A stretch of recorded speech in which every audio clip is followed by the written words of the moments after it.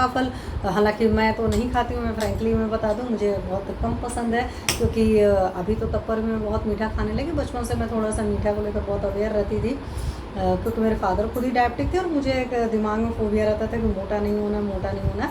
उस चक्कर में मीठे की मैं कुछ ही चीज़ें खाती थी जो मतलब बहुत ज़्यादा पसंद रहती थी, अदरवाइज़ अवॉइड करते थे। बट अभी 10 सालों से तो मैं मीठा अच्छे से खाने लगी हूँ। तो जो इसका पका फल होता है शीतल होता है, इसका मतलब कफन कोल्ड में मत लीजिए। स्निग्ध होता है, ठीक है, ड्राइनेस नहीं कॉज करेगा, तो बच्चे बच्चों के लिए बहुत बढ़िया रहेगा। पित्त और वात दोनों का शमन करता है, तो ये भी बहुत अच्छी कार्य है। संतर्पण कारक होता है, तो मतलब हल्का सा मोटापा लाएगा। ब्रिंगण है, स्वादिष्ट है, तो कुछ लोग को कटहल का पका फल बहुत अच्छा लगता है। मैं ऐसे पर्सनली कई सारे लोग को जानती हूँ जो बड़े मन से मंगा कर खाते हैं। मांस तथा कफ की अत्यंत वृद्धि करने वाला होता है, तो दुबले लोगों के लिए कटहल बहुत अच्छी सी चीज़ है। अगर उनकी डाइजेस्टिव फायर उनको अलाउ करती है तो कटहल का पका फल खा सकते हैं।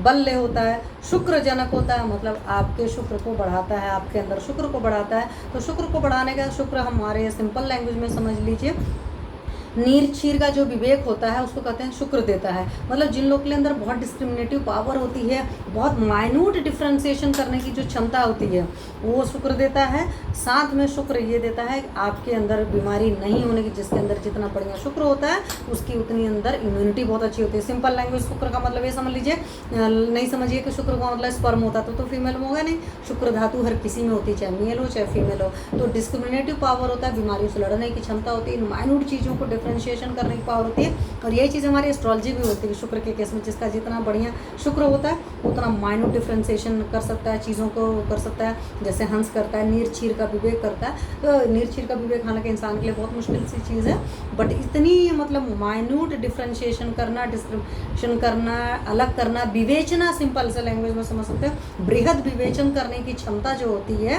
वो शुक्र की वजह से आती है। रक्त पित्त का शमन करता है। छत अगर है, चोट चपेट लगी है तो उसमें भी सेवन कर सकते हैं। व्रण के इसमें भी कटहल का पका फल खा सकते हैं, व्रण का भी शमन करता है। इसीलिए मैं बात किया कि जो लोग खाते हैं वो खा सकते हैं, अपनी डाइजेस्टिव फायर का ख्याल